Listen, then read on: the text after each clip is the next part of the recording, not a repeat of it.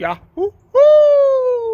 Welcome, my beautiful brothers and sisters, fellow radiators of love, to Astro Fenixx, flying into the moment yet again and radiating love as always.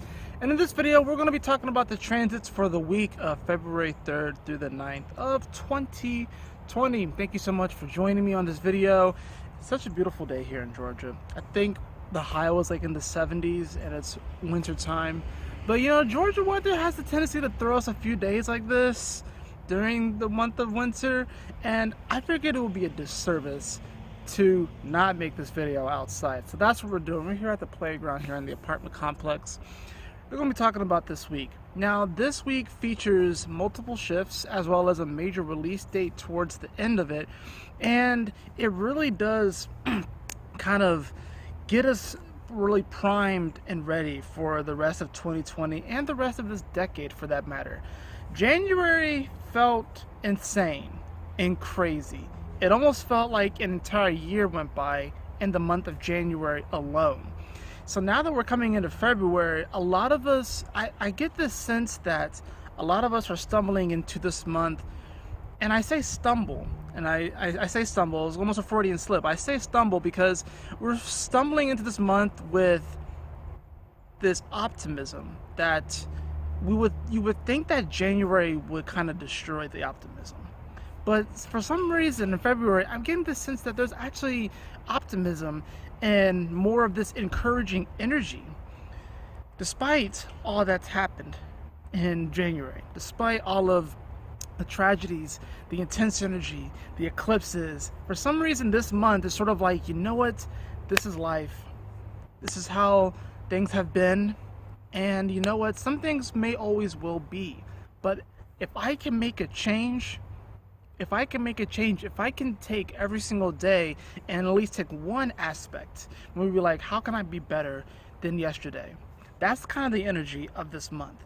So right off the bat this week, February 3rd through the 9th, we do have Mercury, the planet of the mind and communication, moving into Pisces. This happened earlier today, actually, early this morning, at least here on the East Coast. And Mercury doesn't like to be in Pisces. It almost feels like a Mercury retrograde, because Mercury much rather be in Virgo, right, where it can make sense of things, organize our mind. When Mercury is in Pisces, it's like trying to talk underwater. It's not going to work. It's like you can't say anything. Water rushes into your body, water rushes into your lungs, and you have to come up for air. So this is going to be a time where now we're going to be trying to, like, all of the subtle realms of existence, Pisces energy, all those fantasies, delusions are really going to start to come through a lot heavier, especially with Neptune, of course, here. And Venus is going to be here for a short time. We'll get into that later. But Mercury in Pisces is like trying to talk underwater. I know sometimes when I go to the pool, what I like to do is I like to scream underwater just to see how it sounds, and it's very muffled. It's like, ah! It's very interesting. Mercury in Pisces, while you may not be able to make sense of things, and there may be even a tendency to sort of detach a bit because our mind's going to be running like so super fast. Our mind's going to be jumping all over the damn place. This is the time where people really do have epiphanies about the universe. They have epiphanies about life itself. This is the time where people are going to be really feeling like they're speaking to ghosts and dead relatives, or speaking to the leprechaun that's sitting next to me, or talking to a unicorn or something like that. It's that kind of weird energy. And it's going to be this energy where people are going to make you feel delusional. They're going to be like, you're crazy, you're delusional. There's no way. It's going to be a time where do not be surprised if you yourself feel a bit delusional and if other people will make you feel delusional. Anyone that's trying to make sense while Mercury's in Pisces, we're going to talk about that more in like an in-depth video about Mercury in Pisces itself. But if someone's saying that if you don't get that from someone, that you're being delusional, or that you have some sort of dream or fantasy that seems so big that it can't be accomplished or whatever, or they just don't think that you're really qualified to do that, if someone's not doing that, then you're not doing Mercury and Pisces right. This is the time to not necessarily organize our thoughts, but to get everything out on paper. Think about it like a writer. This is the time where it's like, you don't need to worry about trying to write from chapter 1 to chapter 2 to chapter 3. You may start off with chapter 5. You may start off with chapter 10. You may start off with chapter 2. You may start off at chapter 3 in the next novel. This is a time where you want to just kind of get it all out on paper. It's a very creative time, especially if you're a poet, if you're a writer, if you're an artist. And it's not necessarily just about writing, it's about communication. So our actions can be communicative as well. So pay attention to that aspect as well.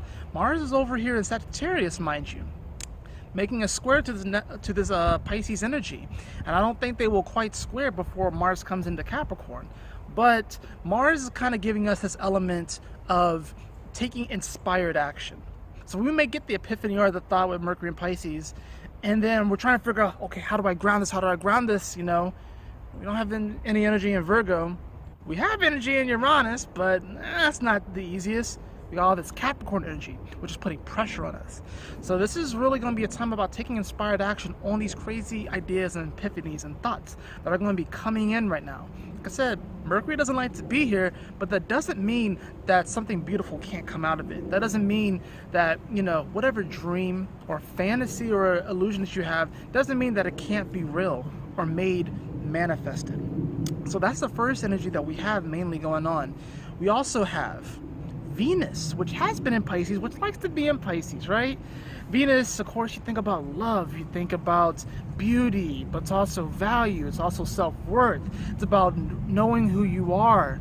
You know, it's about knowing your worth. It has been in Pisces, and it's exalted here, right? Because it wants to really feel the fantasy, it wants to feel the love, it wants to feel like it's on that rom-com in the movies that, you know, no one, it seems like, oh, I can't really have that. I can't just randomly bump into someone at the gas station and it actually turns out to be a relationship, you know. But Venus has been here, and it's been giving energy to that. Now it's going to be moving into Aries.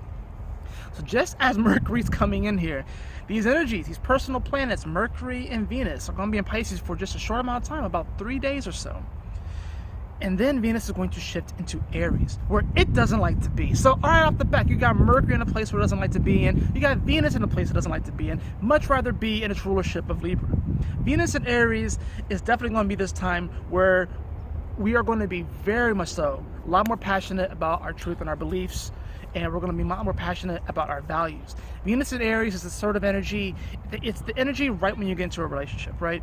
Sparks are flying, it's amazing, it feels good, it's exciting, you guys are doing a bunch of things, you know, it's not like your standard date, like once you're like into the relationship, maybe just going out to eat because maybe you're busy. But that's when you're like, you're going to the theme park, you're going bowling, you're going to the club, you're doing all these things, you're having that excitement. So Venus going into Aries is like this excitement period, this sort of honeymoon period of this fresh newness. We're going to definitely be feeling ourselves more. You know, we're going to be feeling ourselves more. The ego may even get a little bit of a jump start, you know. And of course, in Venus, you like to think, even though it rules Libra, which is a masculine sign, it does have a sort of feminine-like energy. And remember, it does actually co-rule Taurus as well. So Venus here in Aries, Venus is excited in a sense. The reason why Venus sort of gets excited in Aries, even though it doesn't like to be there, is because it knows Taurus is coming right afterwards.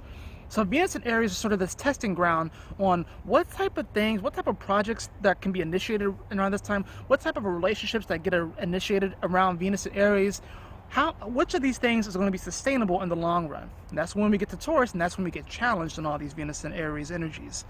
Venus is going to come over Chiron too, so we got to remember, it's like, you know, right off the bat, we're going to be coming into Chiron and we're going to be kind of feeling ourselves, whatever, even though it's not really fun here with Venus. You know, Venus is like, it just wants to feel, you know, it just wants to feel the love, it just wants to feel the excitement, but then, you know, of course, it's also like trying to find balance in this.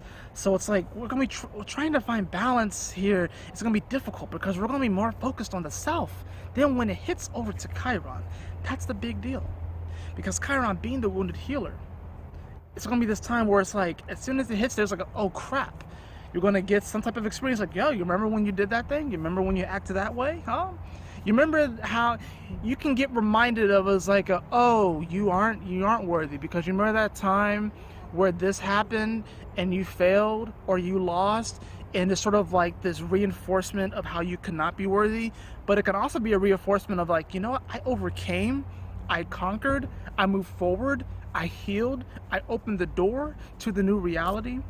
That's the other thing. And it's beautiful that we get this right off the bat when Venus goes into Aries. Because if Chiron was like at like the midpoint of it, it's like the first half of the transit will be great, and then it's like we hit this wall. We're hitting the wall early with the Venus over to Chiron in Aries. We're hitting the wall early. This is probably the best thing that can happen. This is like, if you're like playing, I'm just going to use sports as an example, because when I think of Aries, I think of sports. It's like you're down 10-0 or 20-0 in like the first quarter. Okay, the worst is out the way. You played shitty for that first quarter. You got 3 more quarters to work with, all right? You got 3 more quarters to work with. Let's take another example, right? The Kansas City Chiefs had just won the Super Bowl. Shout out to Big Red. Shout out to Patrick Mahomes. As you can see, I'm wearing my Philadelphia shirt. Andy Reid was a coach of the Philadelphia Eagles. If you're not really into football, I get it, but let me just work with you here. The Kansas City Chiefs, 5 times this year, came back from at least 10 points or down to win their games. 3 of which were in the playoffs. 1 of which was last night when they were down 10. They were down by 10 points. The score was 20 to 10, with less than 8 minutes left in the game. They came back and won, right? So what's the difference is that, like, here with the Venus coming up with Chiron, it's like we're overcoming this early. Now, what the Kansas City Chiefs did is sort of like an example of what would happen if Chiron was in the later degrees of Aries, but the thing still applies. You can look at your first half performance, you can look at your first month performance of the year, and you can be reminded of all of these things and all these happenings and occurrences and situations where you might have acted in a way and that made you not feel worthy. And you can go back to that energy, you can sink back into that energy, and you can allow yourself to be stuck. Or you can use that as motivation to move forward. We also, of course, have a full moon in Leo. Another thing which I'll be making a longer video on, a full moon in Leo, which will be happening on Sunday. This full moon in Leo is going to be at 20 degrees. This full moon in Leo is a major release point. Anytime that you get the moon in Leo, I like to think of moon in Leo as the person who wants to be the big star, but is like a really, really amazing supporting actor that honestly, without them, there are certain qualities of that movie that just won't ever be the same. And any person who's like a moon in Aries is like the wannabe actor or the wannabe star, but they kind of hold themselves back in a sense, you know. They don't just put themselves out there, you know. They have to feel like they're the star. So when we get this full moon in Leo, we're going to be releasing this energy when it comes to creativity, passion, in many ways romance. Doesn't necessarily mean that's the end of these things. It's just a release point. Releasing these old beliefs surrounding this energy. What makes this even more potent is that it's going to be a very, very emotional full moon. Why? Because the moon, I mean, fire signs are already feeling signs, but I like to think of it as always just water. But the fire signs too, like whenever you see like a fire and you hold your hand up to it, you can feel the heat. So there's a feeling like energy to it. There's a feeling like quality to it. So the moon in Leo is already very passionate. It's already very much still a feeling energy. But at 20 degrees, if you break down just 20 degrees, really of any sign, it's one of the most emotionally intense degrees. Why? Because you have the 2 represented by the Cancer energy and the moon. Hey, that's where the moon is, right? Then you have the 0 which is represented by the Scorpionic energy. So we're already bringing these 2 energies together, which is meaning that these emotions are going to be very much so intense. And you got 3 fixed energies that are kind of playing along with this full moon. Of course, the sun in Aquarius, the moon in Leo, and then with that 0 degrees, that's the underlying Scorpionic kind of vibe. There's going to be this sort of energy with this full moon where it's almost going to be like you're going to want to detach in a sense, but then attach yourself to other things, right? And this attachment, it may be done out of some coldness. This full moon is actually meant to release a lot of the coldness that we have felt in our heart. That's why it's amazing that, this is why I feel like February is going to be this month of optimism. Even though there's some challenging stuff that happens in February, it's going to be this month of optimism where it's like, you know what, I can overcome. I can do better. I can be better. I can be better than I was yesterday, you know? And it doesn't necessarily have to be in all areas. Of course, you want to look at where these aspects are happening in your chart. Like I said, I'll probably will make videos on all of these aspects, actually Mercury and Pisces, Venus and Aries, and the full moon in Leo. I'm probably going to make videos on all of those energies. But this is definitely this major release point, this full moon at the end of the week, where we're going to be releasing some of the coldness that's in our heart. You know, when I think of Leo, I think of the heart. You can also think of Cancer, which is sort of like the feminine aspect of it, but then you have Leo, which is sort of like the masculine aspect of it.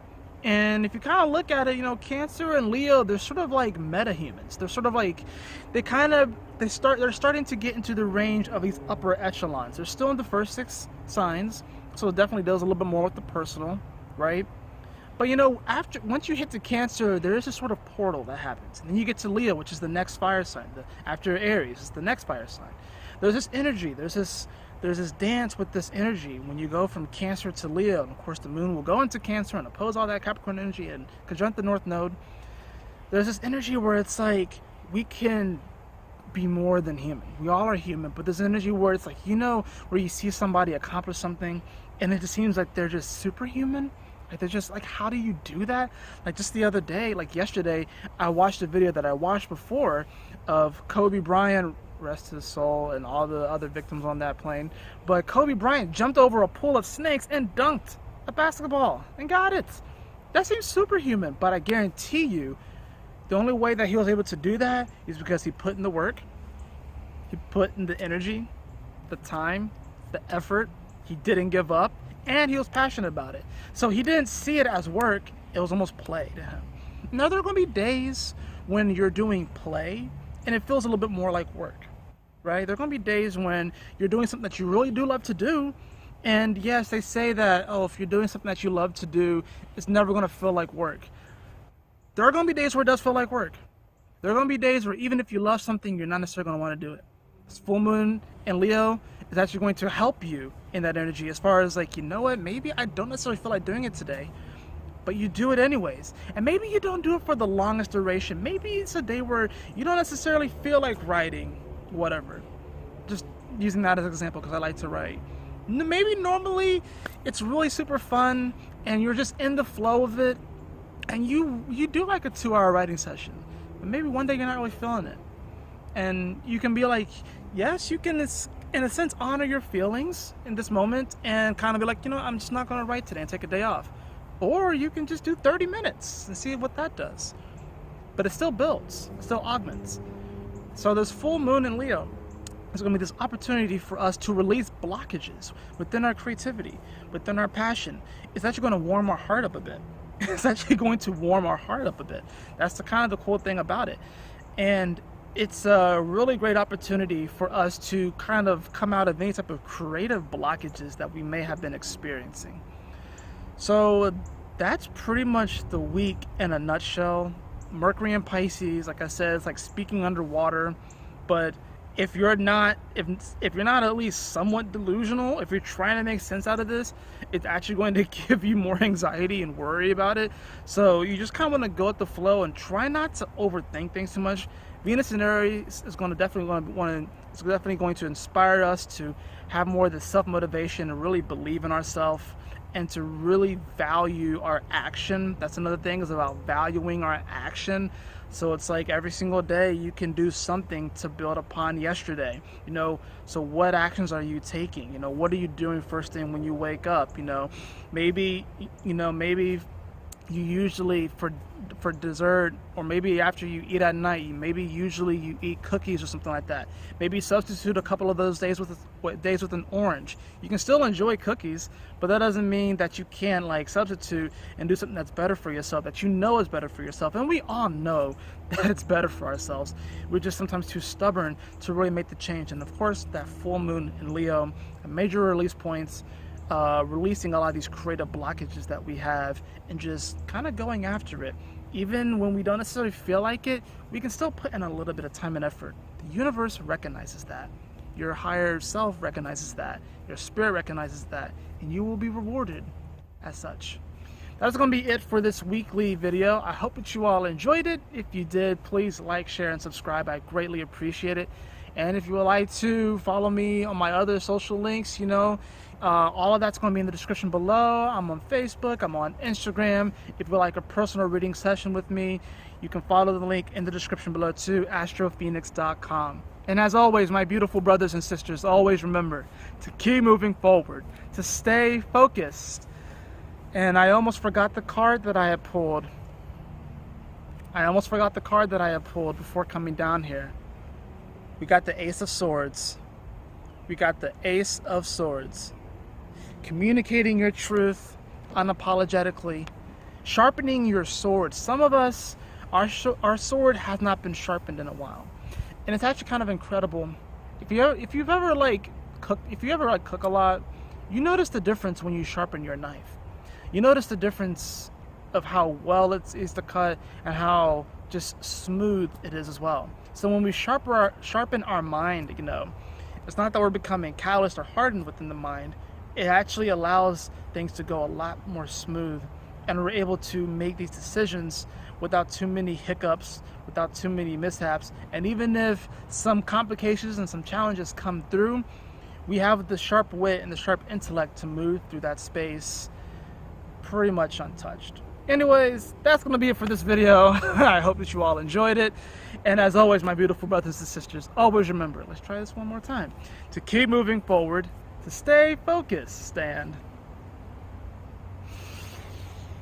Yahoo! Smile often. Go Big Red!